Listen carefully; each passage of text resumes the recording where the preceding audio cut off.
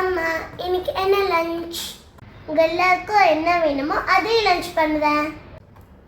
Sambar rice. நேற்று தானே சாம்பார் பண்ணோம். நான் போய் ஃபிஷ் வாங்கிட்டு வரவா? ஃபிஷ் குழம்பு செய்கிறீங்களா? ஈவினிங் கோயில் போகணும். பரோட்டா. யாராவது லஞ்சுக்கு பரோட்டா சாப்பிடுவாங்களா? இட்லி தோசை. டின்னருக்கு எப்படி இட்லி தோசை தான் சாப்பிட போதும். அப்போ சப்பாத்தி பொட்டேட்டோ. சப்பாத்தியில் பெரிய வேலை.